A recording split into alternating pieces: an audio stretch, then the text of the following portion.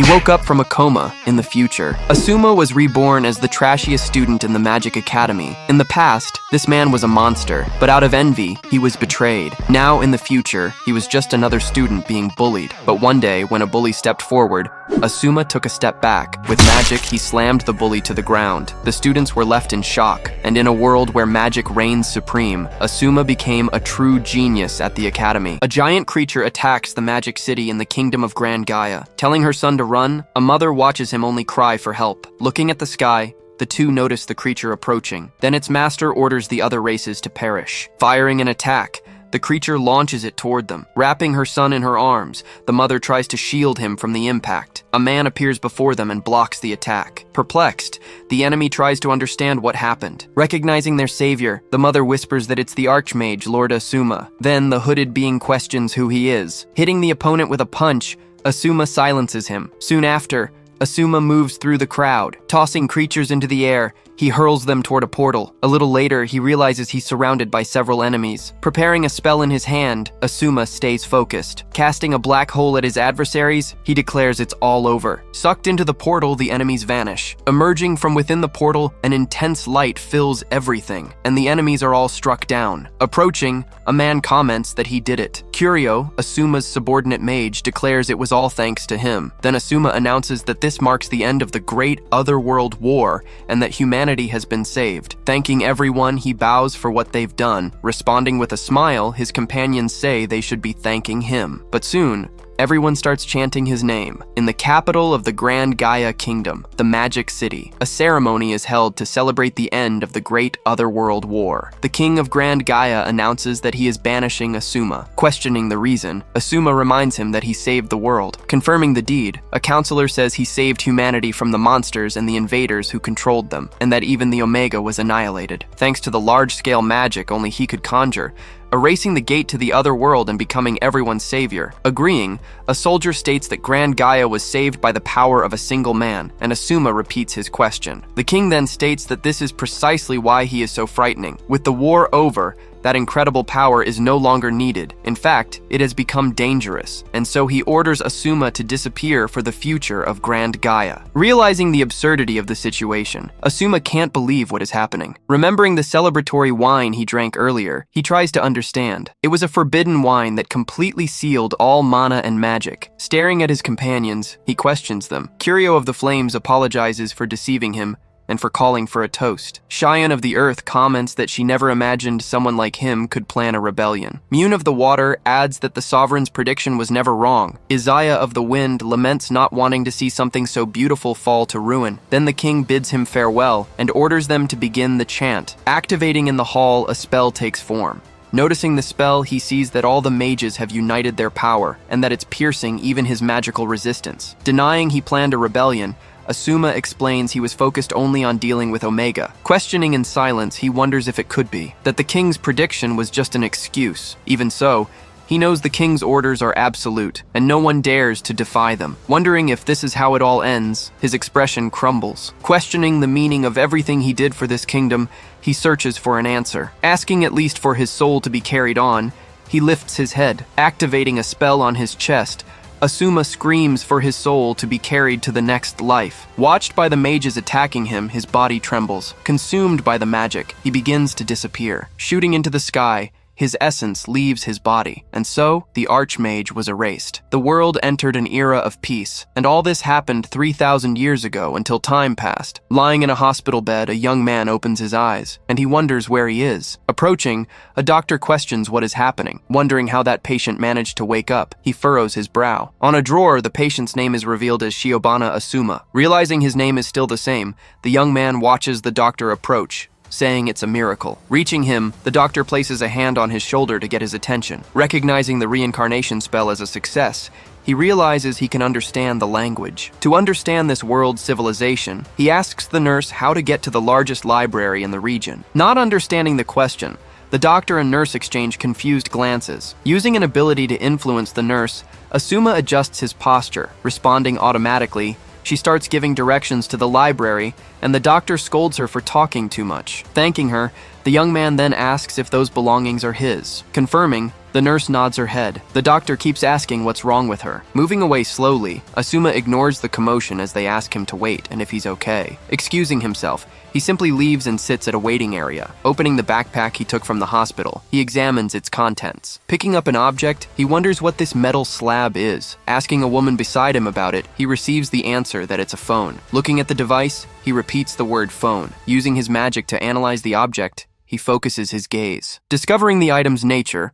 Asuma realizes it's a device that grants access to an incredible archive of information. Deciding to look closer at the device, he leans in. As a train arrives at the station, he boards it. Once inside the car, he realizes he no longer needs to go to the library. By analyzing the phone, he was able to obtain basic knowledge about this world. It was a tool that didn't exist in his time, but what he knows now is that 3,000 years have passed. He also discovers that magic was in decline and learns that a new technology called science has emerged. This was the human society for which he had driven away Omega. Wondering if this is the world he sacrificed his life to protect, he sighs. Arriving in front of a house, he observes the facade. Entering the room, he concludes that this was where Shiobana Asuma lived. Looking at a picture frame, he wonders if the boy had lost his family. Finding the boy's diary on a table, Asuma opens it. Reading the pages, he discovers the young man was tired of living and that no one helped him. Finally understanding why the body's owner was in the hospital, he feels the phone vibrate. Looking at the device, Asuma finds a screen full of hateful messages. Locating a chat group called the Shibuya Mage Training Academy, he falls silent. The next morning, the young man arrives in front of a large institution. Entering the academy's courtyard, he observes the place. Approaching, two students ask if he's okay. Questioning them, Asuma asks if he shouldn't be there. Explaining the situation,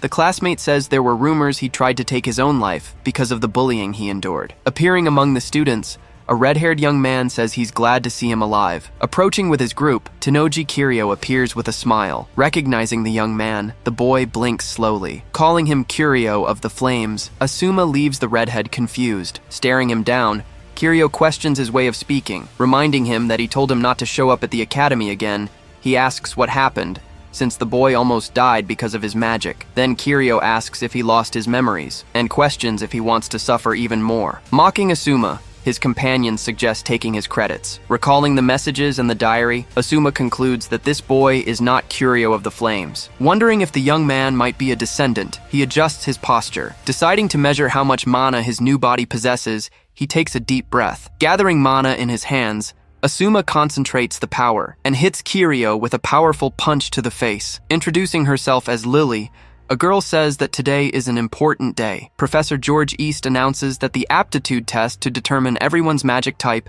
will be held today. Noticing Shiobana-kun seems to be having trouble understanding, a classmate offers to help. She then explains that in modern magic, aptitude is expressed through colors. Representing fire magic, the color red marks the attribute. Water magic is blue, and black magic is represented by the color black. She explains that magic works by passing mana through the body's magic circuits, and since they have limited capacity, a person usually specializes in just one attribute. Concluding that the attribute he is suited for will be his, she watches as Shiobana Asuma is called up. The professor approaches and asks what his attribute is. Without hesitation, Asuma states that he doesn't have one. Confused, the man frowns. Explaining that he lacks an attribute, he states he doesn't plan to specialize in any of them. Whispering, everyone wonders if he's really saying he has no attribute. He continues, stating that the colorless are those who don't have an attribute. Even if they aren't visible, they're still there, he comments. He declares that the internal magic in that body should be able to respond to any attribute, and takes a deep breath. The professor narrows his eyes, saying people like him don't belong at this school. Then he questions the reason for his happiness. Calling him trash, the man lets out a bitter smile. Remembering how the world has been against him, Asuma stares at the ground. The professor crosses his arms,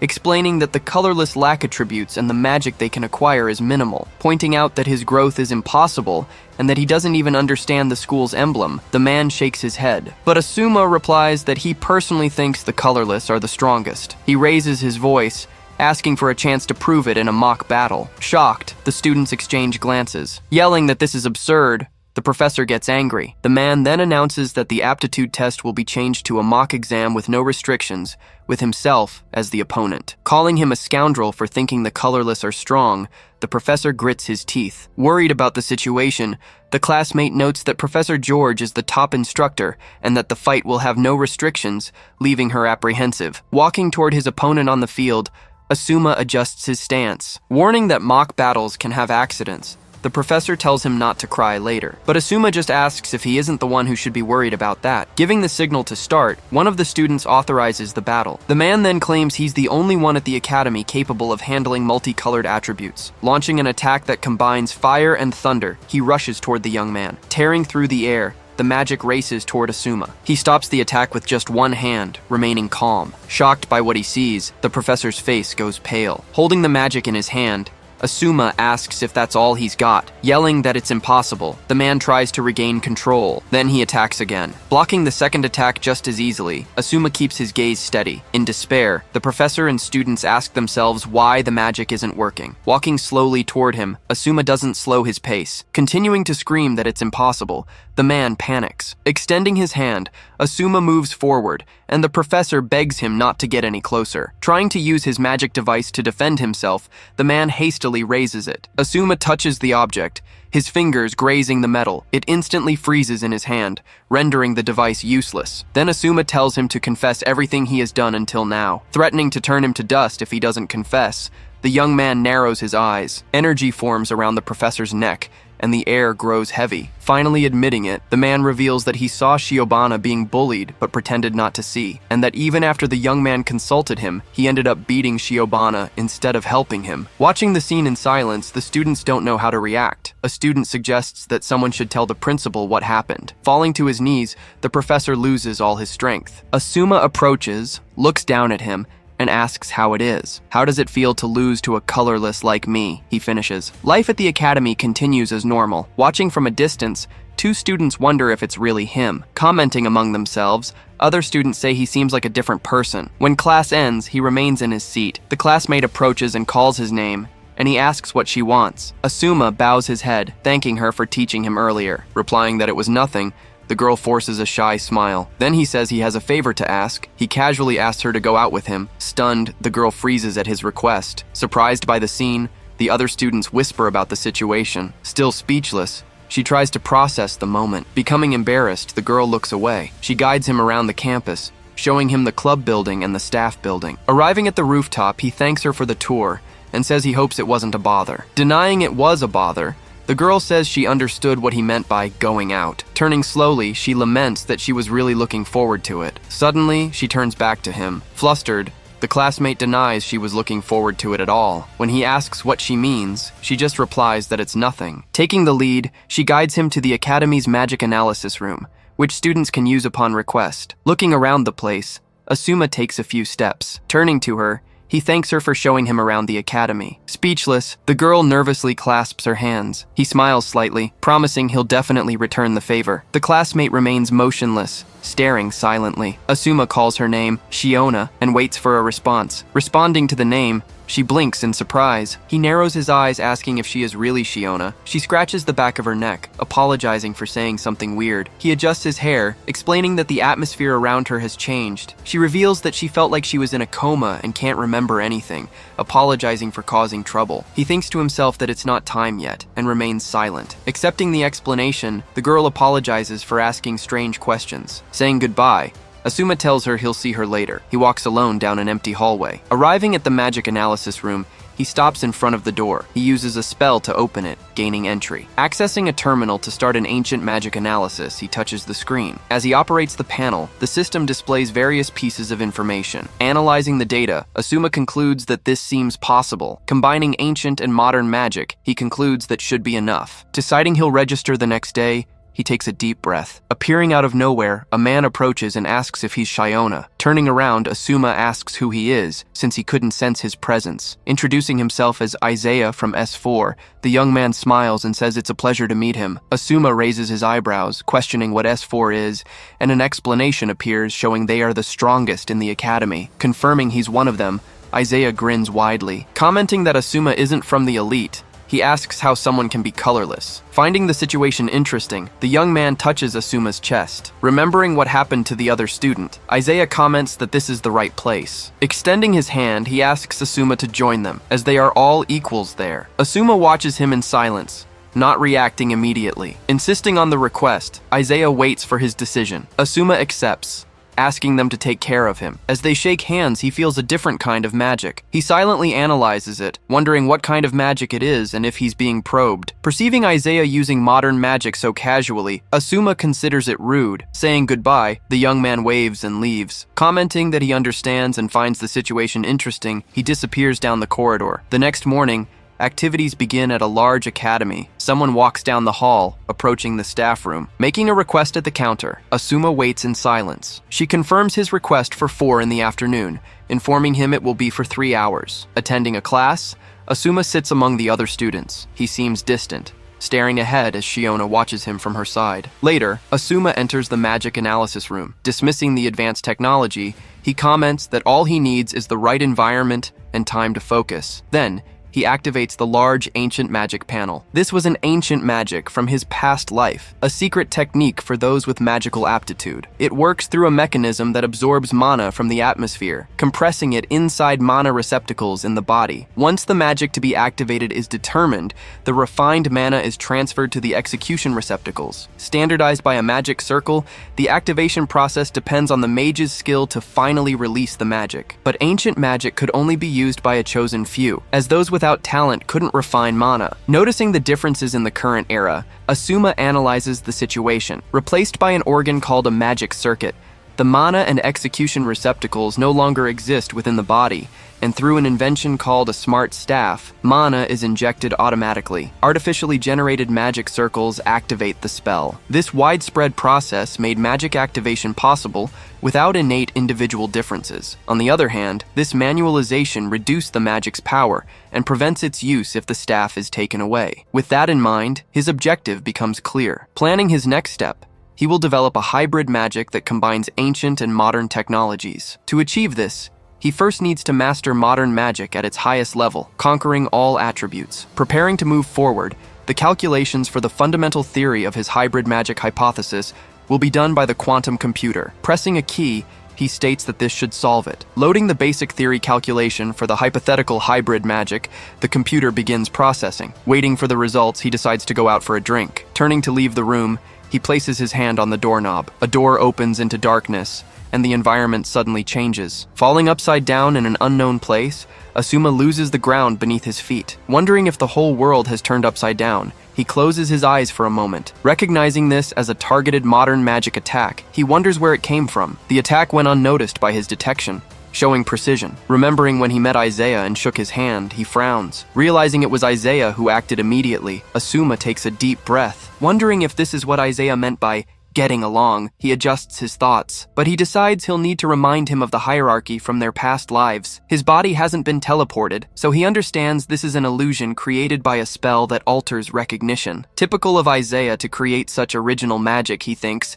and it seems some things haven't changed in 3,000 years. Continuing to fall through the sky, he wonders what will happen next. Something suddenly catches his attention. Identifying the approaching creatures as familiars artificially created by Isaiah, he narrows his eyes. A large creature with the silhouette of a bat appears before him, spreading its wings. Realizing he'll be on the defensive if this continues, he decides he needs to locate Isaiah. First, he'll try to use deceleration magic to stop his fall. Focusing on what's to come, he gathers mana. But a magic ray strikes him, revealing that any counter magic activates an interception spell. Preparing a magic circle with his hand, he ignores the pain. To protect himself, he needs to dissipate the ray before it explodes. With no time to use deceleration magic, he watches the space around him distort. The scene changes to outer space, and he begins to fall toward a planet. Unable to breathe, understanding he's in a place with no air, he closes his eyes. Watching from afar, Isaiah calmly observes the outcome. Glancing back, Asuma analyzes the situation. Large fireballs head his way,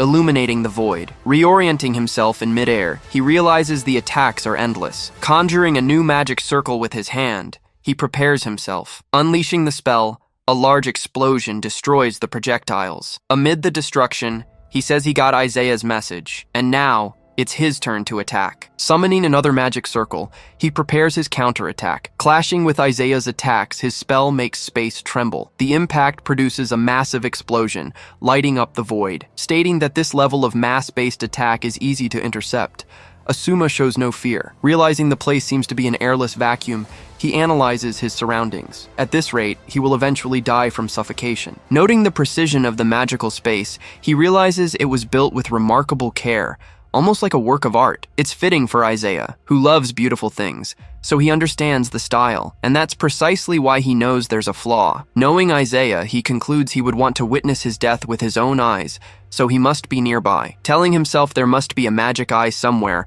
Asuma decides he will find that weak point. Closing his eyes, he stops moving. Wondering if he has decided to stop resisting, Isaiah watches him from a distance, but silence means nothing. A series of massive explosions engulfs Asuma's body, taking over the space. Keeping his eyes closed amid the explosions, he waits for the right moment. Releasing the concentrated mana stored in his mana and execution receptacles, he activates his plan. Unleashing all his energy at once, he makes the space vibrate. Continuously expanding his enormous magic circle, he prepares to analyze the area. Reacting to the sudden display of power, Isaiah's eyes widen. Floating in the center of that space, Asuma observes the surrounding attacks. With his magic circle, he will analyze the space to find anomalies and locate the enemy's surveillance point. The fireballs advance toward him, lighting up the path. Focusing to finally detect the flaw, he maintains his concentration. A point of light appears in the darkness, and Isaiah reacts immediately. Opening his eyes, Asuma confirms he has found it. A magic circle forms,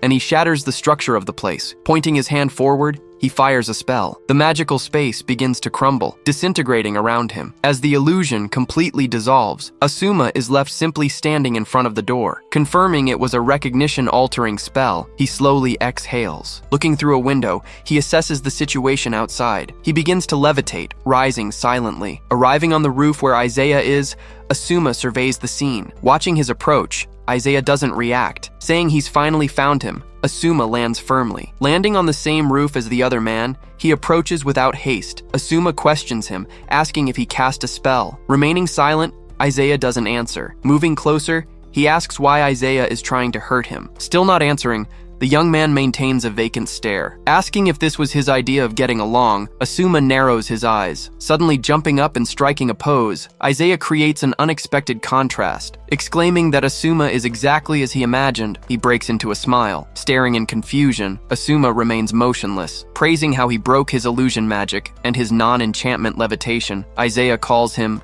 magnificent. Continuing his praise, he says, "Using a magic circle like that is unbelievable and as beautiful as the paintings on the ceiling of the Duomo Cathedral." Moving closer, he reveals it's not over yet. Stating that his disintegration magic is fascinating, he comments that he'd like to know the logic behind his magic circuit. His expression suddenly changing, Isaiah tilts his head, revealing that what he wants to see most is the sight of something truly beautiful falling to pieces. His voice grows heavy. Finding himself trapped by bands of energy, Asuma shudders. Unable to believe he failed to sense the signs of another spell, he remembers this is typical of Isaiah. Casting his modern magic, Meteor Fall, Isaiah raises his arm. Several sharp projectiles take shape in the air. Explaining that he manipulated the wind to hurl construction materials from a building site, he points upward. The metal rebars fall toward Asuma, cutting through the air. Asuma defends himself, trying to keep up as Isaiah attacks him from all sides. His eye suddenly widens as he detects the danger too late. Something hits him head-on, breaking through his defense. His eye widens from the blow as he feels the full force of the impact. Hit squarely by the attack,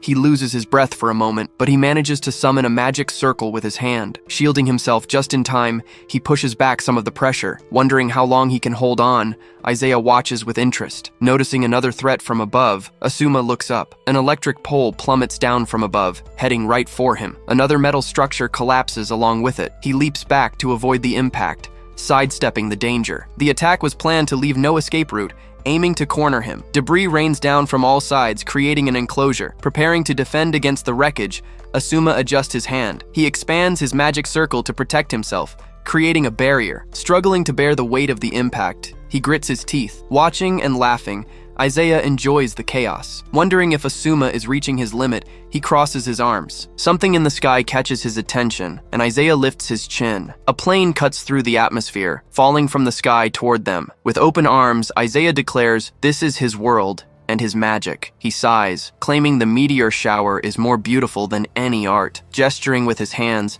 he wonders how Asuma will defend himself. Raising a hand to the sky, Asuma stays focused, urging him to appreciate the glory of his art. Isaiah's smile widens. Looking at a small object between his fingers, Asuma gauges the distance. He flicks the object into the air, launching it without hesitation. In disbelief, Isaiah loses his composure, questioning how he canceled the magic that would bring down the plane. Crashing against the ground and exploding, the object shatters the scenery. He puts the pieces together, concluding it was all a phantom illusion. With a swift motion, Asuma snatches something thin from the air, closing his fingers with precision. Reacting in shock, Isaiah asks how his hidden needle was discovered. Pointing at him with the needle in hand, Asuma states he's figured out his plan. The falling debris manipulated by wind magic was just a decoy. After dropping real objects, Isaiah created the illusion of a falling plane to draw his attention. At that moment, his true goal was to launch magic needles laced with unconsciousness spells. The grandly named Meteor Fall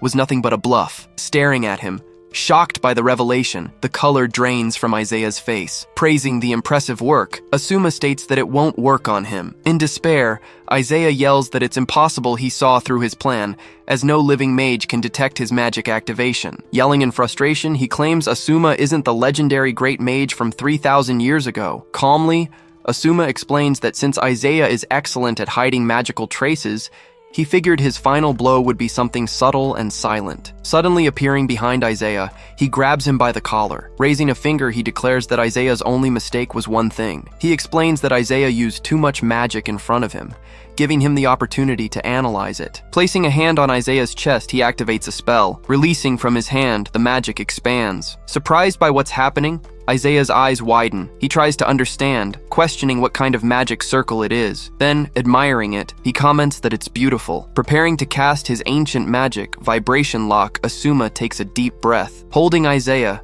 he watches the ground around them shatter. Thrown by the force of the magic, Isaiah is flung far away. Asuma watches as Isaiah falls to the ground, defeated. Holding the needle, he addresses Isaiah. Declaring his victory, he ends the battle. The scene shifts to the capital of the Magic City Kingdom, Grangaya, where the atmosphere brightens. Focusing on a painting in the garden, Isaiah moves his brush. He continues to work on his art, ignoring the world around him. Approaching, Asuma comments that it looks like light is emitting from the canvas. The great mage watches his disciple in silence. Turning around, Isaiah asks if he has returned. Praising the painting, Asuma says it's as beautiful as ever. Isaiah sighs, replying that it's nothing and still far from perfect. Suddenly interrupting, Curio claims he was the one who defeated that Omega. He insists it was definitely his magic, trying to show off as Miyun glares at him. With a disappointed look, Isaiah fiddles with his brush. Saying his goodbyes and that he's leaving, Asuma turns his back. Calling out to him, Isaiah says he was happy to receive his praise and asks to paint his portrait next time. Curio and Miyun watch as he walks away. Curio smiles, commenting that Isaiah is as shy as ever. Miyun retorts that Curio is the one who isn't liked, crossing her arms. In the past, walking down a grand corridor, Isaiah looks at the walls. Reflecting that he doesn't get along with mages who don't appreciate art, he avoids talking to them. His precious time with the great mage interrupted, he quickens his pace. Maintaining his melancholic expression, he takes a deep breath. Seeing Xion standing nearby, he asks what's wrong. Staring at him seriously, Xion holds her ground. Explaining she was summoned by the Lord and received an imperial command, Xion surprises Isaiah. Whispering the order in his ear, she makes him freeze. Reacting with disbelief to what he just heard, he takes a step back. Isaiah shouts in disbelief that Lord Asmar is planning a rebellion. Confirming it's true, Xion states that the Lord's vision of the future is absolute. Unable to accept that Asmar could betray Grangaya and all of them, he calls the idea unthinkable. Wondering why Lord Asmar would do something so ugly, he clutches his chest. Returning to the present, Shiobana Asuma wakes up lying in a bed. Staring at the fluorescent lights on the ceiling, he blinks slowly. Waking up in the academy's infirmary,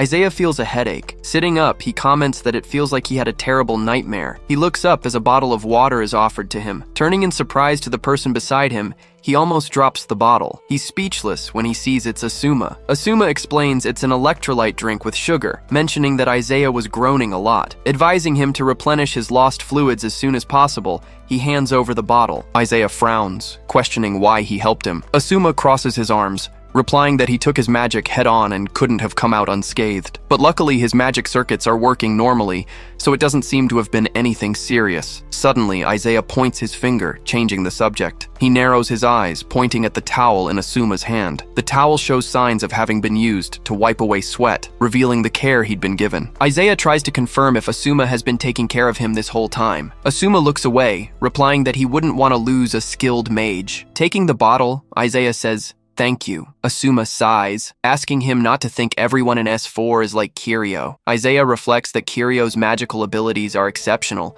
but admits he doesn't agree with his way of thinking. Asuma relaxes his shoulders, explaining he was simply curious to see the strength of the one who defeated Kiryu. Isaiah lowers his head, apologizing on Kiryu's behalf for pressuring him and trying to get him expelled from the academy. Asuma watches as he bows, analyzing the gesture. Asuma speaks sincerely, telling Isaiah he doesn't seem like a bad person. Taking a deep breath, Asuma states he'll forget about the ambush he set. In return, he proposes a deal, leaving Isaiah surprised. Asuma reveals his plan. He wants Isaiah to leave S4, join him at the academy, and create a new faction. Questioning the idea of a new faction, Isaiah lifts his face, thinking that the Isaiah before him has no memories of 3,000 years ago. Asuma decides he wants to trust him. In the present, he's alone and needs allies to accomplish anything. Asuma extends his hand, asking Isaiah to walk by his side toward his goal. Getting off the bed, Isaiah stares at the floor. Kneeling before Asuma, he makes his choice. Accepting the proposal, Isaiah calls him Asmar-san. He has a strange memory of doing the same thing long ago. Suddenly,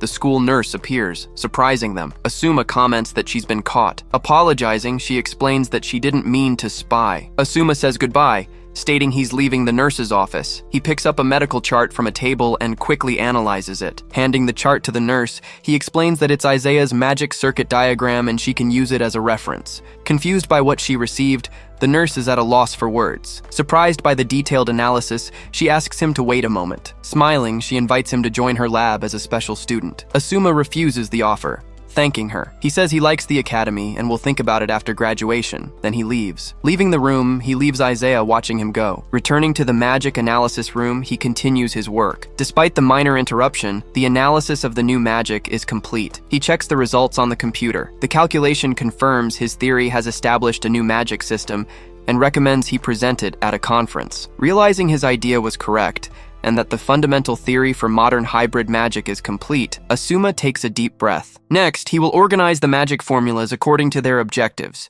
adapting them to the magic circuit. Since precise verification was necessary, he was continuously aided by the new pathway, and he will show everyone by inventing basic magic. The next day, classes resume at the academy. Standing before his students in the classroom, Professor George East organizes his materials. He reads from his book while Asuma takes notes, keeping pace with the class. Speaking with George, a teacher comments that the student improved suddenly and might be cheating.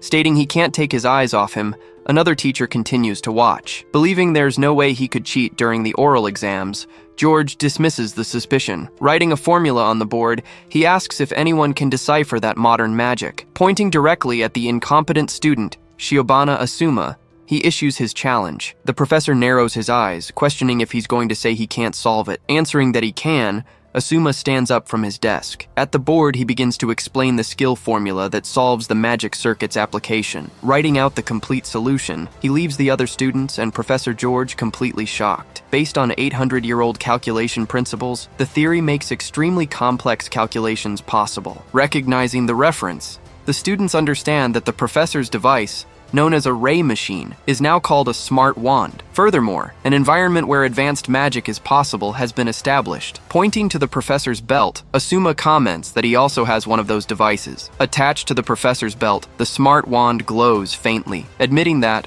once again, the answer is correct. Professor George sighs. Dismissing him, he tells Asuma to return to his seat. The other students, stunned, watch him without a word. Sitting down, Asuma reminds himself that he needs to re-register for the magic analysis room. Later, during the lunch break, the cafeteria is full of students. A group of students approaches Shiona, begging for her help. They reveal they want to get on good terms with Asuma and try to convince her. Embarrassed by their insistent request, Shiona lowers her gaze. But seeing Asuma arrive, the students pressure her even more. Giving in, she says she's just asking. Turning in her chair, Shiona calls out to Shiobana. She invites him to go to the Ebisu Magic Cafe with everyone after class, trying to sound natural. She quickly adds that it's okay if he's busy, feeling nervous. Placing a hand on his chin, he seems to ponder the invitation. The students watch expectantly, holding their breath. Then, he cracks a slight smile. Asuma accepts, saying that's fine with him and asking to join them. Celebrating his positive response, the students throw their arms in the air. Watching the group through a window, someone observes from a distance. It was Miyune, who identifies him while holding a flower. Remembering bumping into him and seeing his face, she tightens her grip on the stem. Crushing the flower in her hand, she keeps her eyes fixed on him. Sitting in a tree, she declares that she's going to mess everything up for him. The scene comes to life in front of a cafe called Ebisu Magic Cafe Minutes. Inside, Asuma is surrounded by classmates bombarding him with all sorts of questions. Smiling calmly amidst the barrage of curiosity, he remains in control. Trying to bring order to the chaos, Ruri asks them to form a line. Holding a cup, Asuma replies that cheeseburgers are delicious and that a certain rumor is just a misunderstanding. Sitting down at the table, the group begins to chat more calmly. One of the girls insists, asking which student he's closest to. Turning, Asuma answers that the student he's closest to is Ruri. Celebrating the answer with great enthusiasm, his classmates erupt in joy. Refusing to believe it, Ruri crushes her drink cup with force. Using a towel to clean her hand, she tries to maintain her composure. Apologizing that she got burned because of him, Asuma lowers his tone, but Ruri replies that it was her own fault. In the background, other students comment that their class isn't an elite course. Adding that Asuma is a NEET, a classmate surprises Ruri, who hears he's already earned a nickname. A classmate tries to justify it, explaining that NEET stands for someone who isn't in education, employment, or training. But the others correct him, stating that in Shio's case, the nickname means he's skillful and wonderful. Asuma agrees with the new definition, surprising Ruri that he accepted it. Leaving the cafe, the group talks excitedly. Discreetly, one of the boys trips the other. The classmate hesitates, asking if he's sure, and Asuma simply replies that it's fine. Bringing his phone close to one of the girl's devices, he makes the connection. The girls cheer, excited that they're now connected with Shiochi. Watching the group walk away, someone observes from a distance. Speaking on the phone, Isaiah reports that they've just left the cafe. Noticing something, Asuma's gaze shifts and he becomes more alert. Turning with a smile, Ruri thanks him for the time they spent together. He quickly interrupts her, gesturing for silence. His expression changes completely, startling the girl. Suddenly surrounded by a large group of students, he asks what they want. Watching the scene seriously, two of the students in the group remain motionless. A luxury car approaches at high speed and stops abruptly. The students form a corridor, clearing a path. Then a young man steps out of the vehicle. Recognizing him immediately, Asuma's classmates comment that he's a member of the S4. The newcomer approaches and asks if he's Asuma. Introducing himself as Fukada Sakane, he declares that he is the president of the Academy's club federation. Analyzing his presence, Asuma maintains a firm gaze. Noticing that Siwan is also there, he makes a mental note. Fukada observes him, commenting that he seems to have become a bit dependent. Staring at him in silence, Asuma doesn't react. Stating that he can't keep depending on him and that he trusts the S4, Fukada shifts his weight. Therefore, he challenges him to a magic duel. Completely shocked by the declaration, the girls hold their breath. Watching the scene from afar with a faint smile, another student takes it all in. Repeating the word duel to himself, Asuma tests the sound of it. Astonished that he doesn't know what a duel is, Ruri's eyes widen, but Asuma just stares back at her. Whispering in his ear, she quickly explains the magic duel. Fukada steps closer and asks if he will accept the challenge. Declaring that he can't allow someone to act as they please to bring happiness to the academy, he clenches his jaw. His hand tightens on the hilt of his sword as he takes his stance. Drawing his weapon, Fukada releases a strong pressure that rushes toward Asuma. Immediately realizing this is no magic duel, Asuma heightens his senses. The intent to kill takes shape, manifesting as a crushing pressure from Fukada. But Asuma notices the pressure isn't just directed at him. Engulfed by the force, his classmates are also affected. Asuma questions his methods, realizing Fukada is using the others as hostages to prevent him from refusing the duel. In a memory, he sees Siwan training intensely, while Asuma watches from above. A subtle smile appears on Asuma's face as he takes a deep breath. Saying it's fine and that he accepts the duel, he stands his ground. Replying that he's grateful, Fukada relaxes his shoulders. Sheathing his sword, he makes the pressure around everyone disappear. Turning, he announces that the duel will begin tomorrow at 8 in the morning in the Academy's central arena. Walking away toward his car, Fukada disappears from Asuma's sight. Stating that it's still too early to be challenged, Asuma smiles. Telling Suwon to get ready, he ends the conversation. That night, Asuma sleeps peacefully in his room. Resting in his bed, he breathes slowly. Suddenly, his eyes open, and he wonders where he is. Seeing himself in his original form, he realizes he's in a dream. Realizing it's a lucid dream, he closes his hand in the air. Remembering a recent class on how dreams allow one to dive into the subconscious, he connects the dots. Faced with this, he gets an idea and decides to put it into practice. Deciding he'll investigate the original owner of this body, he furrows his brow. When he reincarnated, a small amount of mana remained in the body's magic circuits. Explaining that he hasn't touched it, Asuma says that through this mana, he can read the former owner's thoughts. The young man's thoughts must still be there, but to access them, he needs to use magic to extract his spirit. Since no ancient magic for this exists, he decides he'll create one now. Beginning to weave a new spell, Asuma combines formulas of mental manipulation and hypnotic suggestion to create an activation circle. Smiling as he realizes he's creating a new spell, he concludes he'll probably be the only one in history to achieve such a feat. Launching his new magic, he's surprised by the process. A portal opens, and the spirit of the original Shiobana is pulled out. Materializing completely before him, the young man's spiritual form floats. A tear runs down Asuma's face as silence falls. Asking where he is, the spirit looks confused. Smiling, Asuma announces that the rescue was a success. Continuing, he says a meteor shower was passing nearby, with everything being sucked into a black hole. But inside, something caught his attention. Standing out in the darkness, a point of light struggled to remain. Extending his hand toward the light that seemed to be fighting to survive, he feels the weight of the decision. He thought that if the light hated being pulled in so much, he would take its place. Staring at him, surprised by the revelation, Asuma is speechless. Explaining that he kept falling, and that he was just someone who wanted to die but lived, the young man looks away. Saying that Asuma, on the other hand, wanted to live but ended up dying, he exhales. Laughing, the boy claims that he was the one who should have kept the body. Disagreeing firmly, Asuma frowns. Looking at him, confused, the young man waits for an answer, explaining that they are now two souls sharing one body, and that neither of them can exist as Shiobana Asuma alone.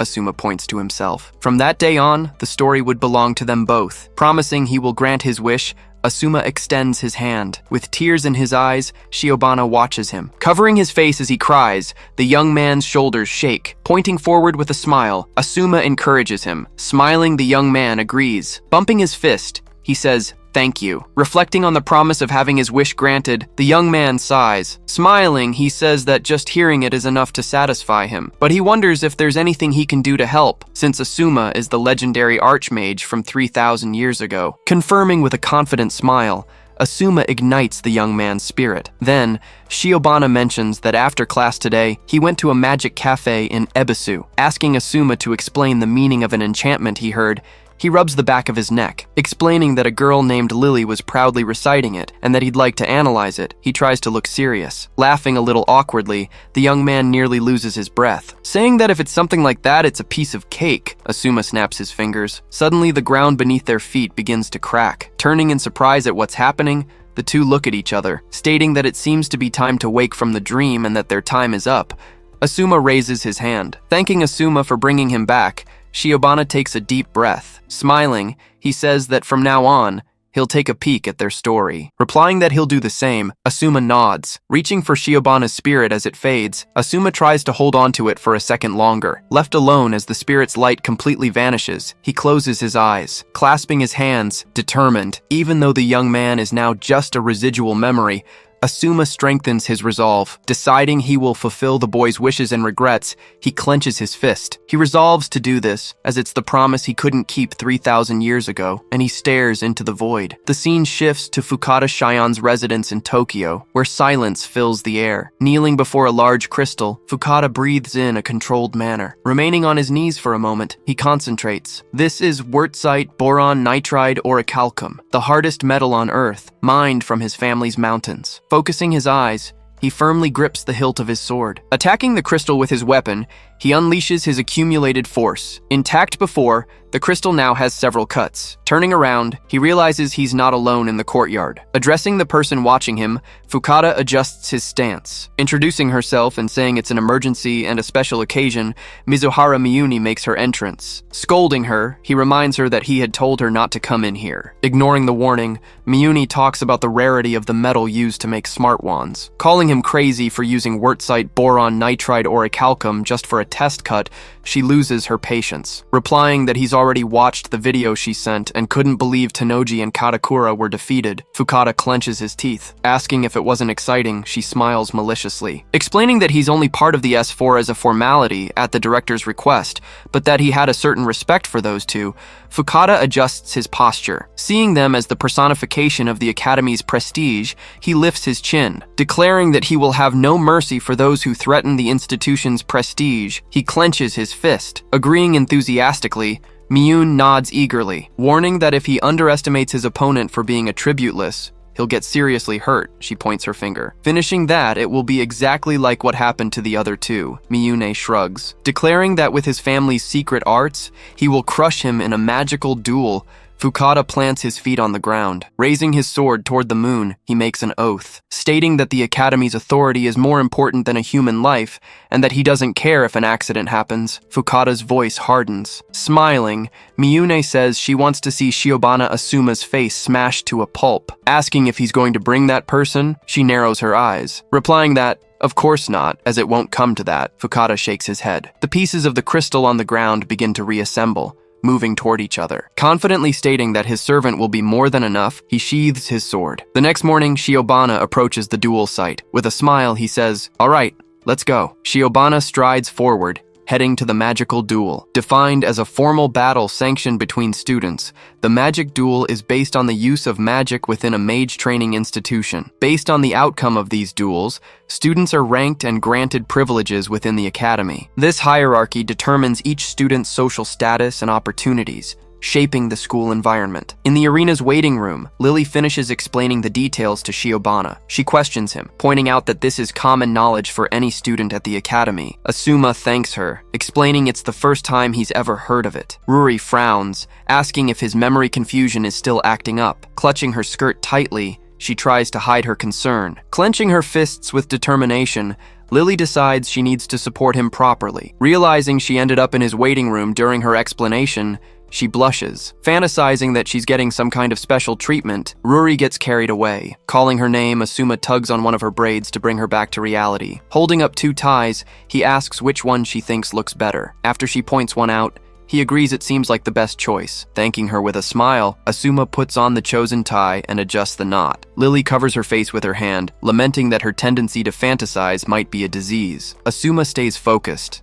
asking if his usage time for the magic analysis room will increase if his rank goes up. Startled that this is what he's worried about, Lily confirms that yes, of course it will increase. With a calm look, Asuma takes a deep breath and replies that this was his main concern. Sighing, she admits she really can't understand him. Asuma adjusts his collar, explaining that Fukada is calling him a harmful presence who disrupts student peace and engages in inappropriate behavior. Lily scratches her chin, confirming that's the story Fukada's side is spreading. She pulls out her phone and hands it to him, asking if he's seen the Academy's newspaper. The paper announces the duel between Fukada and Asuma, the attribute-less NEET, framing it as a punishment. Silence falls. He reacts with disdain, remarking that there's nothing to be done. Shocked by his calmness, Lily's eyes widen. She lists his titles, explaining that Fukada-senpai is a master of Japanese magic swordsmanship, heir to the rare metal mines, and donates billions to the academy. That's why no one at the academy dares to challenge him, Lily finishes. Desperately, Lily closes her eyes, concluding that public opinion will be manipulated to make it seem like justice is on his side. After listening to everything,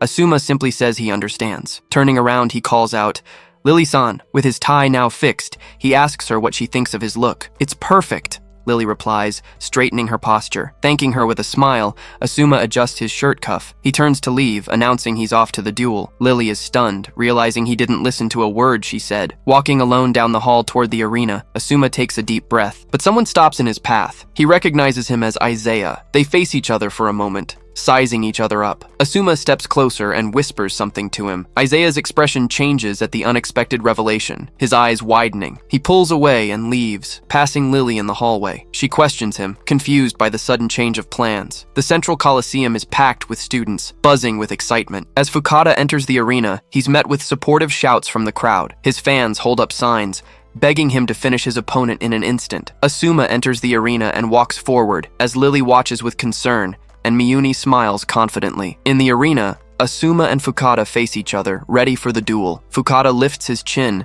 saying that the fact Asuma showed up without running is worthy of praise. Asuma simply thanks him, not losing his composure. Fukada's tone shifts as he asks a question. He narrows his eyes, asking who Asuma really is. The question startles him, making him wonder if Fukada has realized he's a reincarnate. Fukada continues, stating he takes the fact that Asuma defeated Tenji and Katakura of the S4 very seriously. He reinforces his question, believing it couldn't have been a fluke or a coincidence. He insists once more, wanting to know who he is. Emanating a powerful pressure, Fukada makes the crowd fall back, but Asuma remains calm and unfazed by the pressure. "I'm Asuma, nothing more, nothing less," he answers, his voice firm. Surprised that he isn't shaken even by his battle aura, Fukada lets out a smirk. "It doesn't matter who you are," he says, relaxing his arm. He takes his stance, stating he won't underestimate him and will face him with full determination. "I will crush this pest with all my strength," Fukada declares, pointing his sword. "That's exactly what I was hoping for." "I won't be holding back either," Shiobana replies, planting his feet on the ground. Preparing for the fight to begin, the two study each other, and then the duel finally begins. Positioned in the dueling arena, Shiobana Asuma and Fukada Sakani face each other, measuring the distance between them. Raising his hand, Professor George East prepares to start the magic duel, but Fukada interrupts him with a gesture, asking him to wait. Watching after the interruption, Asuma waits. Stating his intent to crush him with all his power, Fukada declares he is also prepared to offer mercy out of pride for his noble family. He offers to let Asuma lose by forfeit if he hands over a letter of withdrawal right now, extending his hand. He claims this would prevent his opponent from getting hurt and apologizes to the students gathered to watch. Fukada lifts his chin, asking what he has to say. Turning to the referee, Asuma asks how many spots his ranking will increase if he wins the match. The professor lays out the facts, explaining that Fukada is the Federation President and S rank, while Shiobana is F rank and 1200th in line. He concludes that if Shiobana were to win, his student rank would become A, then watches for a reaction. Replying that he understands, Asuma accepts the information. Addressing Fukada, he says he'd be willing to lose by forfeit if Fukada raises his rank to S immediately. He adds that this way, Fukada would avoid getting hurt, and also apologizes to the assembled students. Fukada's eye twitches in response as he grits his teeth. Reacting with shock at the audacity, the crowd of students squirms. Commenting to her friends that she can't believe he actually said that, Lily nearly drops her phone. Fukada loses his composure, shouting that it's been a long time since he's seen a fool so unaware of his own place. He spits out his words, swearing he won't forgive him, even if he cries and begs, and that he'll beat him to a pulp. But Asuma, unfazed, simply invites him to proceed. Turning to Professor George East, Fukada pressures him to begin. With the signal, the duel finally begins. Knowing his opponent is the reincarnation of Saiwan and that holding back risks a loss, Asuma opens his receptacles. Therefore, he decides to use ancient magic at full power right from the start. Manipulating the energy for the spell, his hands trace invisible paths. A complex magic circle materializes around him. The students in the audience stare in shock, their eyes wide. They've never seen this kind of magic, which isn't listed in the modern library. A sphere of power forms in Asuma's hand, radiating light, and he fires the devastating attack. Reacting quickly, Fukada raises an earthen wall to defend himself. The spell collides with the barrier, shattering the structure. Noticing his opponent activated an automatic interception magic, Asuma watches as sand spreads across the arena. Comparing him to the cunning King Saiwan, Fukada narrows his eyes. He comments that just as the report said, his opponent uses unknown magic, but states it won't work on him. Drawing a weapon, Fukada declares he'll end it all with a single blow. The sudden action catches his attention, and Asuma adjusts his focus. The weapon is revealed to be a physical blade that also functions as a magic staff. Analyzing it, Asuma notes that he has combined his battle aura with an earthen barrier, creating an impenetrable absolute space. Within this defense, any attack will be automatically intercepted and countered with a swift strike. Preparing for his next move, Asuma controls his breathing. Finding the technique interesting, he decides he'll be the one to break Siwon's absolute space. Calling him an irregular mutation, Fukada claims he is a nuisance who disturbs the harmony of the prestigious academy. Stating that he rejects his very existence, Fukada takes a step forward. He raises his blade, proclaiming that the daily accumulation of training, discipline, and spiritual forging is what gives birth to a magic swordsman's strength. He points his sword, challenging him and doubting that a mere non-attribute magic user could stop his blade. The student audience stirs, recognizing the stance as Fukada's magnificent finishing sword strike. Fukada begins his charge toward Asuma. The ground turns to mud, trapping Asuma's feet. Understanding that it's a magical stagnation system that has sealed off his evasion, he adjusts his body. Preparing his sword for the attack, Fukada readies his stance. He takes a deep breath, advancing to deliver his secret Fukada-style art, the Mikazuki-zan. Mizuhara Mune's eyes widen as she comments that the slash can slice through the hardest metal on Earth, wondering what Asuma-kun will do. The powerful arcing strike closes in on Asuma, who remains trapped. Regretting that he even bothered to tie his necktie, he says there's nothing for it as he undoes it. He casts his ancient hardening magic, Magi Metallize, on the tie, shaping the fabric. Transforming into a blade, the tie is wielded for defense. With an upward motion, he blocks the strike with the newly created blade. Reacting with disbelief at the block, Fukada is momentarily speechless. The crowd squirms in their seats, shocked and unable to believe he stopped the sword strike with his tie, using another magic that doesn't exist in the library. The clash between the two blades disperses into the air. Activating the ancient magic of disappearance particle veil, Asuma dissolves the ground that held him. He vanishes before his opponent's eyes, disappearing like dust. Surprised, Fukada turns, trying to locate his presence and questioning how he could have disappeared. But appearing right behind him, Asuma announces it's time for a counterattack. Preparing for the counterattack, Asuma adjusts his stance. Surprised, Fukada turns, questioning how he could have disappeared and losing a precious second. His eyes widen in reaction to the sudden disappearance. Composing himself, he takes a defensive stance and declares that the next time Asuma appears, it will be his end. Protecting himself within his absolute space, he plants his feet firmly on the ground. Considering his barrier invincible, Fukada leaves no openings. Appearing behind him, Asuma attacks directly, but Asuma's blade is blocked by a hand made of stone. Shouting that he's got him, Fukada launches a surprise attack from behind one of the stone pillars, the third-style sword flash. Instead of defending, Asuma parries his own blade with his hand. Spinning quickly, he hurls it toward Fukada. Calling him reckless for throwing his sword away, Fukada considers it a mere suicide attempt. Asuma accelerates, running between the stone hands that try to stop him. He weaves his way through, dodging and destroying the rock attacks rising from the ground. The tie he had thrown transforms into a stake, surprising Fukada. Their swords clash, testing each other on impact. Fukada recoils from the blow, sliding across the floor. Retrieving and wielding his original sword, Asuma announces that this is the second one. In the audience, Lily points at the tie in shock. Now wielding two swords, the second being another transformed tie, Asuma asks his opponent which one he prefers. Admitting he intended to decide the match with that single blow, he praises how incredible Siwon is. Fukada takes a deep breath, replying that he is the first to ever get so close to his domain. Therefore, he will reveal his secret sword technique for the first time, and tells Asuma to feel honored. Staring him down, Asuma awaits the next move. Announcing his magic sword technique, the nebulous full moon, Fukada advances. He delivers the first strike, surprising Asuma. He continues the attack with his second magic sword, the nebulous new moon, linking the slash. Explaining that it's a secret technique he can't possibly dodge, Mizuhara Miyune grips her seat. The blow hits Asuma head-on, pushing him back. Fukada immediately activates another spell on his sword, the Mook Rain Bomb, and speeds up the execution. A massive explosion engulfs Asuma's entire body, taking over the arena. The impact throws him backward,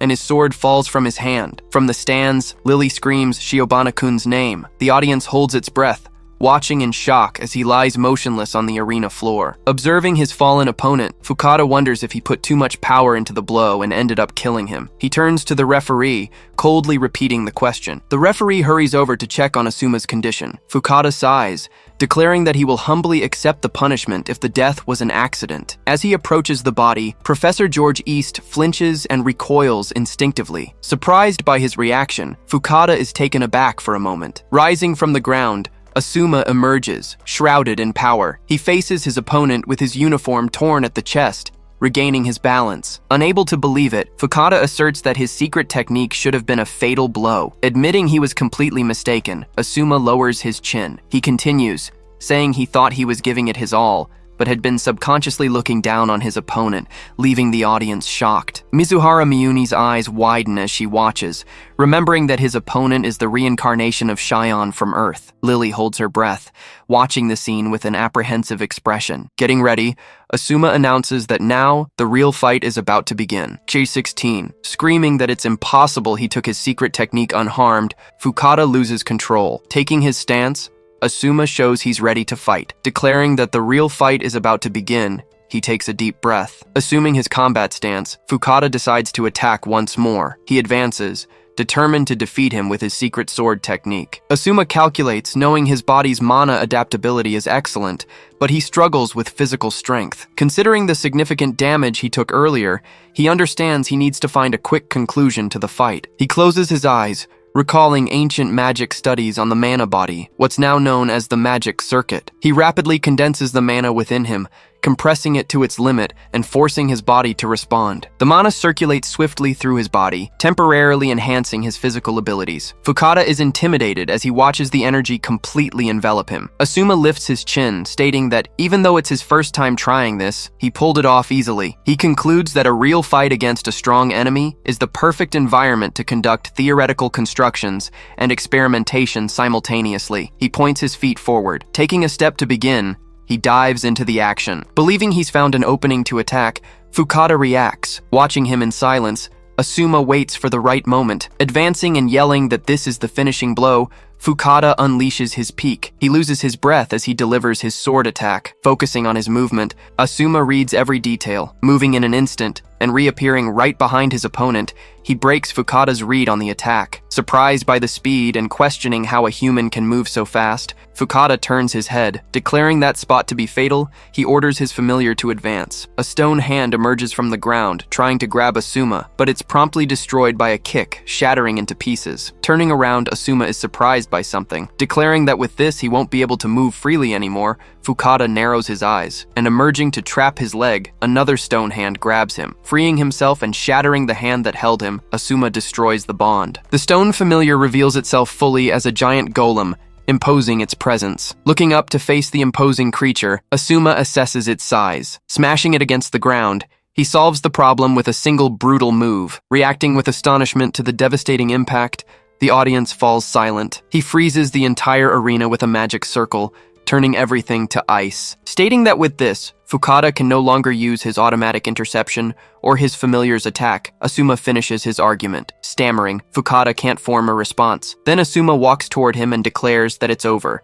She won. Refusing to accept it, Fukada says that he is the one who carries the Association of Magic Swordsmen and is the heir of the Fukada family. Screaming that something like this can't happen, he trembles. But Asuma raises his hand, conjuring the spell Makaru-a, and a flash of light strikes Fukada directly. The scene changes to 3,000 years in the past, where Shawan was studying ancient magic. Nearby, a woman named Sei asks Shawan to step away. Turning, Shion addresses Lord Asma. Explaining that this is a new magic that extracts hidden abilities, he states it can increase inherent mana by about 10 times. Reacting to the explanation and finding it incredible, Lord Asma stares at the scroll, but Shion warns that the magic has the side effect of dissociating and manifesting the caster's brutal side. Stating that further refinement is necessary, Sei comments that they have finally found a prospect for a formal human experiment. Questioning who the candidate for the dangerous experiment is, Asma crosses his arms. Answering that she has someone in mind, Sei takes a deep breath. She concludes by describing him as an excellent subject who doesn't complain about anything. Staring at her for a moment, Asuma ponders. He approves,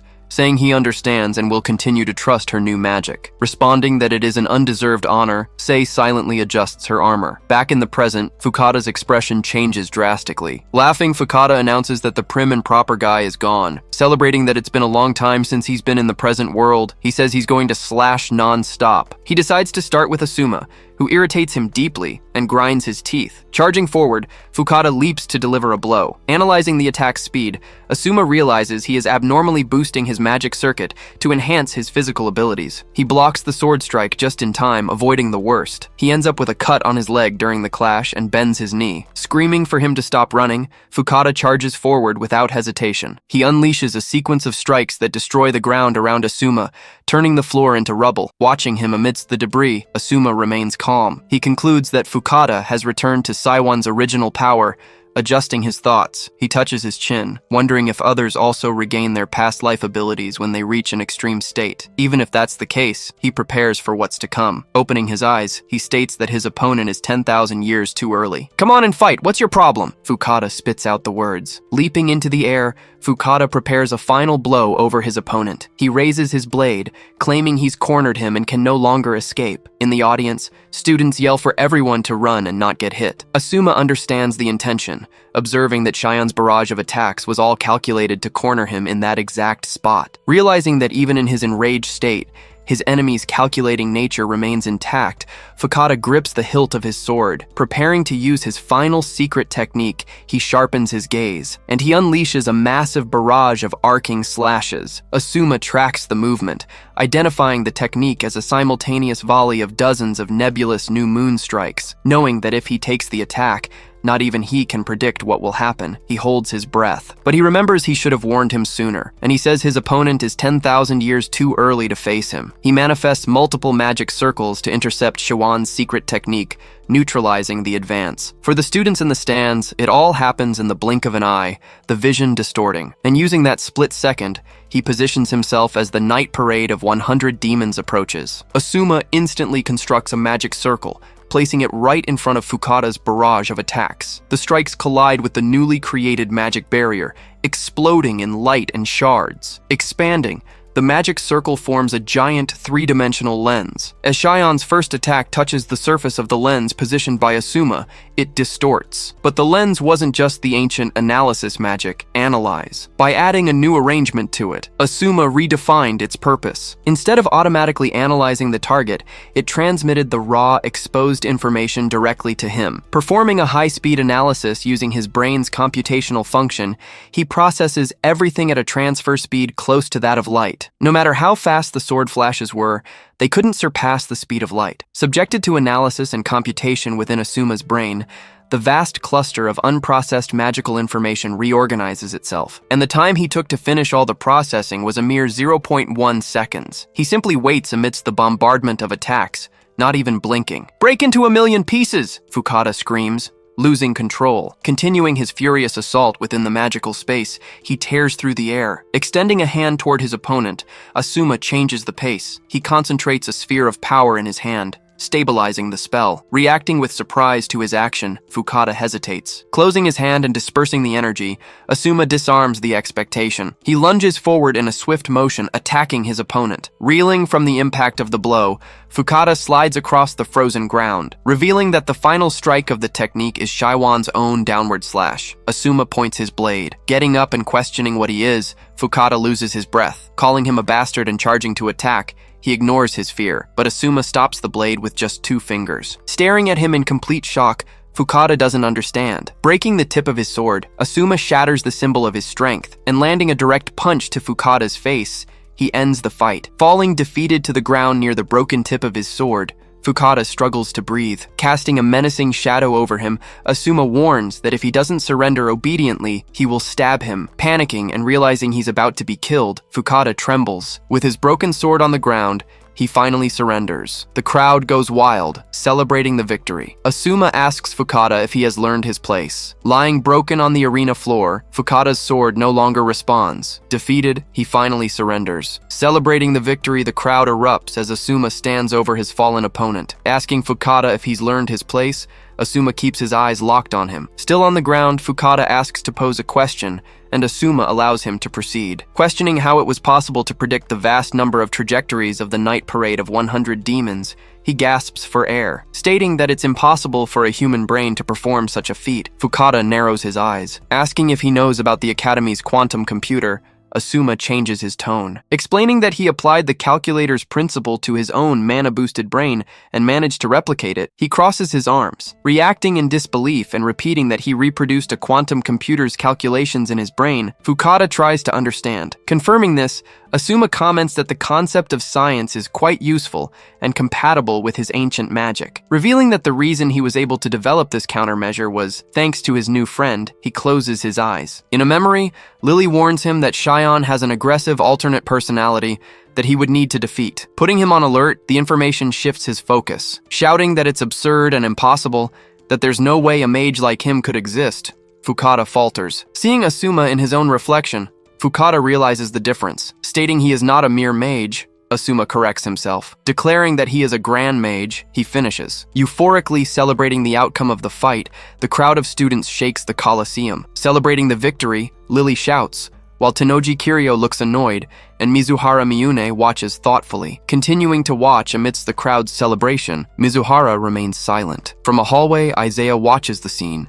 and then smiles. Pulsing with the crowd's cheers after the duel's end, the entire arena radiates energy. Spreading quickly, the news tells of how the attributeless boy defeated the club federation president in a magical duel with a shocking end. An announcement sweeps across campus, informing everyone that student Asuma Shiobana's rank has jumped to Class A, 23rd place. Interacting with the screen to see the details of his new classification, he opens the list. The advantages of rank A stand out, including a higher recommendation score, the right to run for the council election, and curriculum customization. Smiling as he sees the expanded authorization to use the magic analysis room, Asuma declares his objective has been achieved. With this, he will no longer need to request use of the room every day, and can secure computing time on the quantum computer. Stating that the theoretical framework for hybrid magic is already complete, he notes that he just needs to design the magic circle to ensure its reproducibility. To find this ideal design pattern, he will use the quantum computer's computing function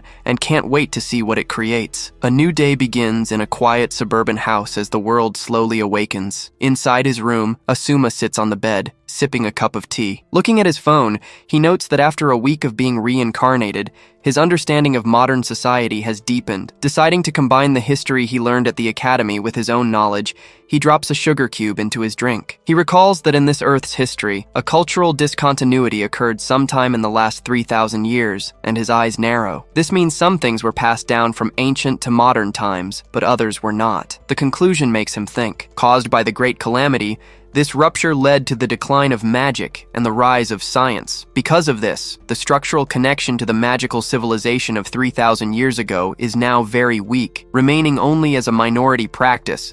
The ancient magic that was barely passed down came to be treated as occultism. Bringing ancient magic back into the spotlight, science transformed it into modern magic that anyone can use. Concluding that the great kingdom of Gaia, which had imprisoned him, perished long ago, he takes a deep breath. Realizing he is living here as a reincarnated being, just like Kiryu, Isaiah, and Shion, he figures Miyune must also be at the academy. Elsewhere, Miyune of the Water stands surrounded by water. Continuing to ponder the situation in his room, Asuma presses his lips together. Considering that the four known as the S4 are not his only opponents, he has a hunch that that man might also be in the modern era. Appearing above the desk, a holographic alert cuts through the air. Turning to the screen and recognizing the alarm from his schedule, he approaches it. Reading that the deadline for the magic incense burner report is near, he states that he can write about his own invention right away. Sitting down at the desk in front of a notebook, Asuma readies his pen. Opening the notebook, he can't read the scribbled content and decides to use magic to erase only the ink from the surface. Lifting off the paper, the dark ink begins to vanish. Looking at the now legible text, he breathes slowly. Revealed on the page is a list of things Asuma wanted to do in life. After reading the first part, he finds the young man's list interesting. Continuing to read, the wishes speak of making friends, finding his lost family, and becoming a hero who protects everyone. Realizing this, he understands that the body's previous owner's wish was not for revenge. The concept of family comes up, and he reflects that it was something he disliked. Deciding he will fulfill the young man's wishes, he leaves the room. The next day, he walks through the courtyard of Ritsudo Magical Education High School. Approaching to start a conversation, Isaiah strikes one up. Declaring that real academy life starts now, Asuma walks on. In the hallway, a group of students whispers that the once invisible Asuma Shiobana has suddenly become a massive celebrity. With excitement in their voices, they claim Asuma didn't just take down the club federation president, but also Isaiah from the S4, the very person he's walking with now. Rumors are flying that he defeated Tenoji with a simple flick to the forehead, though one student expresses doubt, reminding the others that Asuma doesn't even have an attribute. As they move down the corridor, the duo leaves the rest of the students behind, wondering who he truly is. Now, at a distance, Asuma asks Isaiah about their earlier conversation, and Isaiah confirms the application has already been sent. Explaining the details, Isaiah mentions they are leaving the S4 to form a new faction and should have a club room soon. Asuma offers a quick "good job" as he continues walking beside his partner. Suddenly, two girls come running toward them, shouting for them to wait a moment. Turning toward the students, the two men slow their pace. Addressing him directly as Asuma Shiobana, a second year from Class A, the girls confront him, reporting her findings.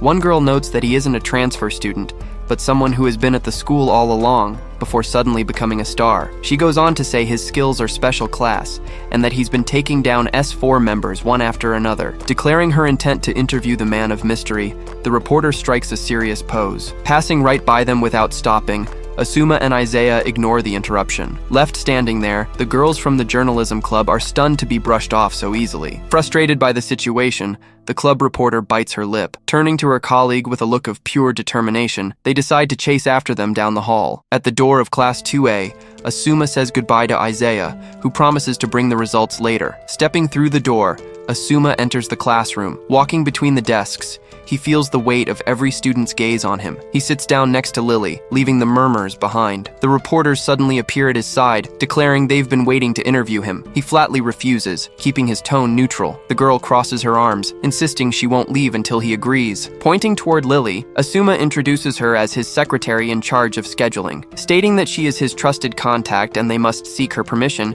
he concludes by saying this can only be done after class. The reporter agrees and tells Lily she'll see her later. Leaning in close to Lily, Asuma whispers that he'll definitely owe her one for this. As Professor George East begins the lecture, Asuma reflects on how fame has its downsides. He really needs a peaceful spot in the academy. Lily looks over at him, thinking about how Shiobana is always counting on her. Lost in thought, she wonders if there's someone he likes and what kind of girl his girlfriend would be. The scene shifts to a pool where the water is churning. During swimming class, students are scattered throughout the lanes. A lone swimmer cuts through the water with incredible speed. Executing a perfect flip turn at the edge, he kicks off with power. He surges forward, his body moving with immense force. Two students watch his stroke in disbelief. Quickly overtaking the other competitors in the lane, he takes a commanding lead. A classmate clocks him at 35:05 seconds, announcing it's a new world record for high schoolers, set without using any magic. The other students cheer the feat as Asuma climbs out of the water. Pulling off his swim cap, he takes a deep breath. Asuma reflects that he's finally getting used to this body, but if he overdoes it, he's going to stand out far too much. Walking toward the locker room, he hopes Isaiah's club application gets approved quickly. Inside the locker room, several students are showering. Standing under the spray, he remembers that swimming was the final class of the day. He plans to head to the magic analysis room after getting Isaiah's report. He continues his shower, enjoying the moment. Suddenly, he notices the silhouette of a woman in the next stall. Spotting a swimsuit hanging nearby, he wonders if he accidentally walked into the women's locker room. Stepping out from the shower, Mizuhara Miyune appears before him. Turning toward him, she remarks that Asuma seems capable of anything. Sneaking up behind him, Miyune claims he is wonderful and that watching him swim made her tremble with excitement. Remaining silent, he simply watches the girl. He fixes his attention on the pendant she's wearing, staying on high alert. Closing the distance, she says she wants to know much more about him. Feeling her presence, Asuma concludes that she is no ordinary student. Miyune approaches him, saying she wants to know much more about him. Sensing her presence, Asuma realizes she is no ordinary student. He immediately warns her, noting that this is the men's locker room and she's entered the wrong place. Miyune simply replies that if it's the men's locker room, then she's in exactly the right place. Questioning the situation, he asks if she shouldn't leave before the other guys find her, but Miyune observes that there is no one else left. She claims that apparently, it's just the two of them now. Looking around, Asuma realizes the locker room is indeed empty. Wondering when the others left, he notices the water on the floor starting to behave strangely. Miyune turns a valve on a pipe and asks if she can come over to his side. A barrier suddenly rises between the shower stalls. Realizing something is wrong, Asuma holds his breath. Identifying a magic circle in the water, he wonders if it's an attack. Seeing the water rise around his feet, he concludes the situation is dangerous. As Miyune closes in on him in the shower, Asuma decides he needs to create distance to analyze the situation and leaps away. Determined to get out, he runs toward the locker room door. Reaching the other side of the room near the exit, Asuma takes a deep breath. He tenses his body, preparing to bolt across the room, but Miyune chides him, saying it's mean to run away so suddenly. She is sitting calmly on one of the locker room benches, legs crossed. Asuma frowns, wondering what is going on and how she managed to catch up to him so fast. She then asks if that's exactly what he's thinking. Staring at her in silence, he tries to make sense of it. Miyune suddenly appears behind him and asks why he isn't getting changed. Remarking that his body is very stimulating, she steps back and mentions she'll get dressed too. Reflecting on whether she used teleportation magic, since he felt no incantation, he decides to observe for now. Opening his locker to grab his clothes, Asuma keeps his attention divided. As he begins to dress, he decides to play along with her to figure out her trap. Watching Miyune as she changes, he maintains a neutral posture. The towel she was using slides and hits the floor. She then tells him not to be so cautious, explaining that if she wanted to hurt him, she could have attacked at any time. Listening intently, he keeps his eyes fixed on her. Miyune grips her pendant and says, she just wanted him to know everything about her before making a decision. Calmly, he asks what she means by knowing everything. Miyune closes her locker door. Both are now fully dressed. Turning to him,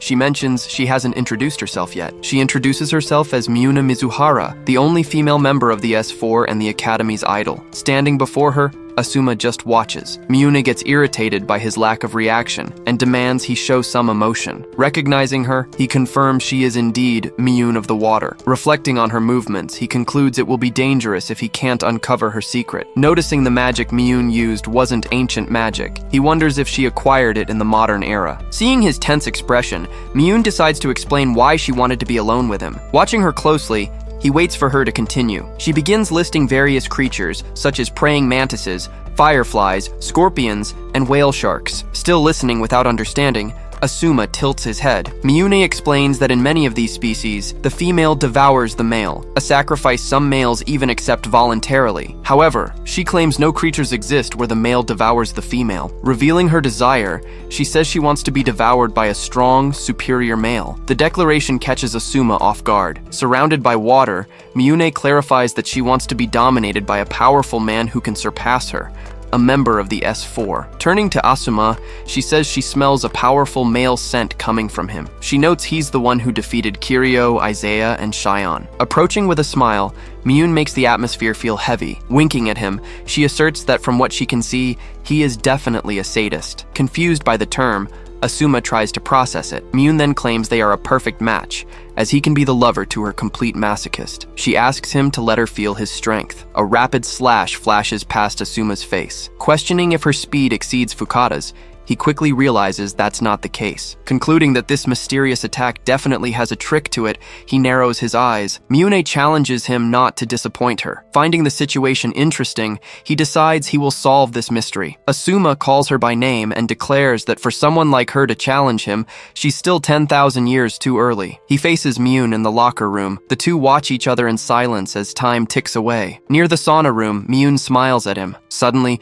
multiple slashes appear on Asuma's body. Blood splatters across his uniform and onto the floor. Miyune proposes that if he can defeat her, she'll let him do whatever he wants with her. But she warns him, if he fails to even lay a finger on her, he will die. Pointing at him with a grin, Miyune narrows her eyes. Offering an alternative, she tells him to get on his knees. She claims that breaking a sadist like him would be quite a thrill. Looking at the clock on the wall, Asuma calculates his next move. Miyune pressures him to choose between submission or being sliced to pieces. More cuts erupt across his body. Blood sprays onto the locker room floor. She taunts him, saying she's disappointed and that he's too afraid to act. As the blood spreads, Shiobana Asuma stands wounded, but keeps his eyes locked on his opponent. Calling out to Mizuhara, he takes a deep breath. With a smile, Mizuhara Miyune asks if he's begging for his life. Denying it, Asuma declares that this is a statement. He will never be under her command. He adds that he won't plead for his life, and that for starters, he doesn't even like her. Miyune's expression shifts. Asuma tells her that all her talk about strong males and domination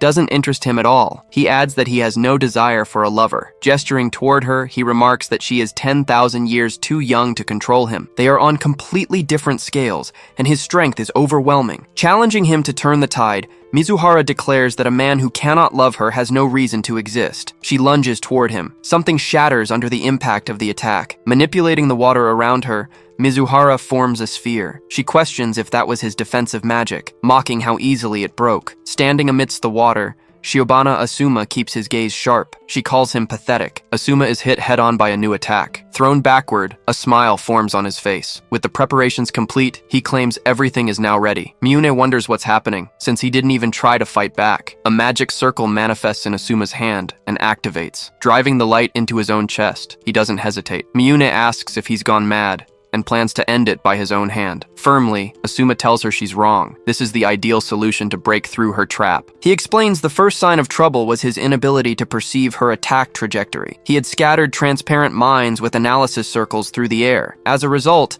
he predicted a coordinated attack coming from another phase. Realizing he was mistaken, he notes the attack followed a correct path and hit him. It's a strike so fast that he's already hit by the time he notices. The speed makes even Saiwan's swordsmanship look slow, but there was a trick behind it. Time seems to pass differently. He concludes it isn't time that's wrong, but his own perception. A delay magic is obstructing his senses, creating a 100th of a second lag. There are no traces of Miyune casting it, meaning another conjurer is keeping it active. The image of an unknown caster comes to mind. Remembering the shower, the pieces fall into place. He was already under the spell's influence then, and the aerial minds finally analyzed the caster. Understanding the situation, he sighs. Thousands of artificial magical life forms, Miyune's familiars, are writhing on his body. Miyune had manipulated the shower water, mixing it with these familiars. The more they latch onto a target, the more the target's perception is delayed, and their consciousness slows. To Asuma, Miyune's movements had become too fast to see. Deciding that this is the only way to purify the delay magic, he activates the circle. The direction he is blown in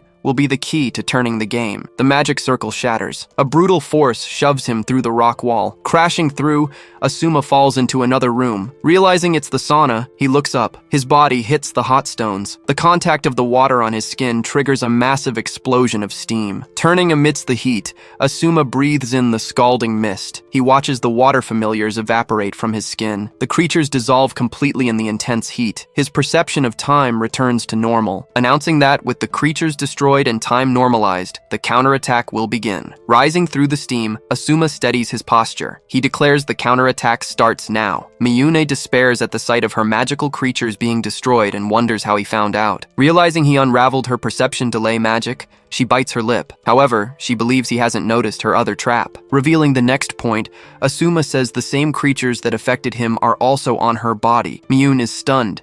He explains the effect on her is high-speed agility magic, a combination of delay and acceleration. She panics as she realizes he's figured everything out. Her expression changes. Monitoring the movement outside the sauna, Asuma tracks every trail. Commenting on her speed, he states the fight is already over. His eyes lock onto the target. Able to see every trace of Miyune's movements, he exhales slowly. She launches a direct attack. The necklace around her neck activates. Miyune fires a water laser at Asuma. The attack hits, kicking up a curtain of steam and water. She realizes he is no longer there. Asuma appears silently behind her. Miyune descends into a panic. Trying to escape, she runs desperately. Reappearing at her back, Asuma blocks her path. She stares at him, finding the situation impossible. Asuma states that escape is useless and that he will annihilate all the mana around her. A magic circle manifests. He grabs Miyune from behind and presses the circle against her back. The water familiars are expelled from Miyune's body. A pendant falls from her clothes. The whale-shaped object hits the floor. Mizuhara Miyune collapses.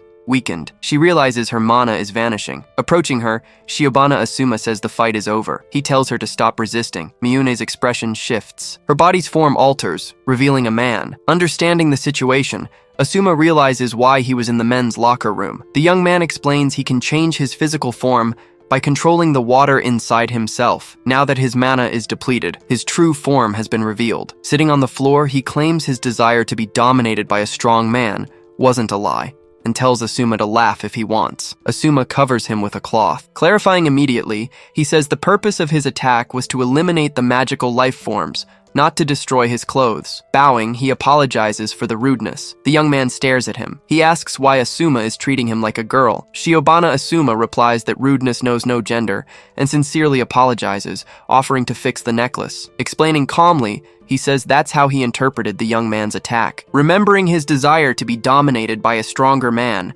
and his wish to judge him, the youth looks away. Concluding his thoughts, Asuma says that, in other words, the boy expressed his affection in his own way. The young man stares, speechless. Asuma continues, saying he doesn't return hostility to those who show him none and can accept his method. Calling Asuma's name, the youth takes a deep breath. Recalling his own words, he notes that since he was defeated, Asuma could do whatever he wanted with him. Asuma states that since he won, he will give an order. Holding the necklace, he says he has goals to achieve at the academy, and that the boy's talent for magic design is exceptional. He orders him to leave the S4 and join his faction. Hesitating, the young man reminds him that Asuma said he didn't like him. Confirming it, Asuma declares that he indeed doesn't like him, but he also doesn't dislike the boy's recklessness in challenging him. Speechless, the boy watches as Asuma tells him to come along. Turning, Asuma suggests they get a new uniform before someone arrives, as they have business to discuss. Agreeing to obey Lord Asuma's command, the young man stands up. He follows him out of the room, a large smile forming on his face. Looming over the skyline, the Shibuya Municipal Mage Training Academy stands tall. In the headmaster's office, a man sits at his desk. A small mechanical creature named Q approaches. It settles on the arm of the man's chair, remaining quiet. Picking it up gently, he asks if his familiar found anything. The creature's eye begins to project images. A recording of Asuma is displayed. Leaning forward, the headmaster watches intently. Leaning on his desk, he analyzes the projected battle scenes. He claims it's impossible, as he's seen that student before. The creature projects another image. A student file identifies him as Shiomi Yuma student, a second-year Class A. Remembering the young man had attempted suicide and fallen into a critical coma, the headmaster frowns, but he recalls that he then miraculously awoke. The fight's images continue to play for the headmaster. Finally, understanding what happened, he takes a slow breath. The boy's appearance changed so much he couldn't recognize him. That is the reincarnated body of the great mage Asumar. His magic resistance and the absurd amount of mana in his body leave no doubt. The student's suicide attempt allowed Asumar's soul to reincarnate. Concluding that the flow of causality is truly inescapable, he closes his eyes for a moment. The chain that binds them to fate has just forged its first link. Finding the situation interesting, he comments that this is also the fate of those bound by the chain of destiny. He then decides he will sever his ties right then and there, and he will do it in the name of King Grand Gaia. The small creature rubs against his hand. Remembering something, the headmaster stands up. He offers his familiar a reward, a high-quality magic stone from the Sumeragi Corporation. The creature devours the stone with satisfaction. Alone in his office, the headmaster watches the city as his familiar emits a soft sound. At the Mage Academy, philosophy class is about to begin. The teacher and students seem tense. Only Shiobana Asuma remains calm in his seat reading a book. Starting the lesson, the teacher begins to talk about the history of philosophy in Greece. Asuma's presence in the classroom draws the attention of some female students. For his part, the teacher just hopes the class with the student who defeated the fearsome Mr. George ends peacefully. Next to Asuma, Lily looks nervous. A notification from the journalism club pops up on her tablet. Messages demand she get an interview with Asuma at any cost. The bell rings, and the teacher announces the end of the first period. Turning around, he's relieved that everything went smoothly. When Asuma stands up, Lily calls his name. Trying to start a conversation, she says she wanted to talk about what happened the day before. He stares at Lily in silence, waiting for her to continue. Remembering something, he comments that he really put Miss Lily in a difficult situation. Recalling the recent events, she says it was the only thing she could think of, but Shiobana Asuma states that she was a great help. He then says he hasn't forgotten his promise, leaving her confused. Referring to the promise to pay her back, he keeps his tone neutral. Agreeing with his statement, the girl takes a deep breath. Approaching her, Asuma says that from now on he hopes they can get along. Stammering a confirmation, Lily tries to understand what he means. Turning away, he announces that he's leaving for the day. Calling for him to wait, she reaches out, but he continues walking down the hall. Alone, Asuma prepares for what's to come. He declares that this will be the most important day since his reincarnation. Today, he will focus all his wisdom, and he will create a new, revolutionary magic that doesn't exist in this world. Walking towards a door, Asuma ends the thought. Today, Asuma will use all his wisdom. He will create a new, revolutionary magic that doesn't exist in this world. Then, he walks through a door. Stopping as he enters the room, Asuma looks up. He observes what is in front of him. A humanoid figure floats before him. The figure opens its eyes. Asuma stares back. Bowing, he apologizes for the delay. The creation refers to Asuma as its master. Commenting on the project's status, Asuma says it's already operational. He explains that he inserted his wisdom as programming parameters to create a fully autonomous AI assistant. And although it was a side project for developing new magic, it was completed surprisingly quickly. Touching the artificial intelligence's face, Asuma tests its stability. The AI opens its eyes and announces that the preparations for the simulation are complete. The AI informs him that if the new magic's theory is to be put into practical use, the final experiment will be necessary. Stating that the quantum analysis computer can reproduce thousands of patterns in the room, Asuma crosses his arms. He then says that this is good and ideal. The artificial intelligence suggests they begin immediately. Bowing, she agrees to her master's orders. Time passes as the two work at a holographic console. Asuma crosses his arms, analyzing the data. He reflects that he tried to write an AI assistant program to understand modern magic theory, but created something high performance instead. He concludes that modern science isn't bad, and if he continuously teaches it his knowledge, the AI will become an excellent assistant. And for general knowledge about the academy, he'll depend on Lily. The final experiment simulation begins, and Asuma approves. He asks to analyze the experiment's data in real time, as holographic projections perform magic. The screen displays a calculating status while one of the projections executes a spell. The two observe the results as the calculations continue. The calculation bar progresses, and the system projects a sandwich and a coffee for Asuma. The artificial intelligence offers him a cup of coffee. Shiobana Asuma stares at the AI for a moment, and then smiles. The calculation process continues for a long period. Noticing how much time has passed, he comments that his student A rank extended his authority to use the room. The AI calls him master, and he asks what it is. Informing him that he seems a bit fatigued, she recommends 8 hours or more of sleep and rest. Crossing his arms, Asuma questions the statement. The AI confirms, explaining that his vital signs are unstable and the mana flow in his body is slightly disrupted. Reflecting that he has been fighting continuously, he recognizes that the rapid increase and decrease in his mana are contributing factors. He concludes that this world after reincarnation is very stimulating, and that he seems to have gotten completely carried away. Questioning about reincarnation, the AI tries to understand, but Asuma just says he'll be careful. Then, he thanks her for the warning. Reacting with surprise, the AI states that thanks from someone like him are undeserved, as she is just an aggregate of source code. Continuing, she declares she is not a being who deserves her master's gratitude. Disagreeing, Asuma assures her that her thought routine is human, and that he, as her creator, can vouch for it. Deciding that if she is human, she needs a name, he pauses. Remembering that her GPU is German-made, he decides to use the German name for administrator, so he names her Val. As her creator, Asuma asks if she will accept the name. Thanking him, Val humbly accepts the name she has been given. She looks at her master. Asuma states that the richness of her emotions is proof that she is human. Val then smiles. The system continues the calculation process. Informing him that the calculation will be completed soon,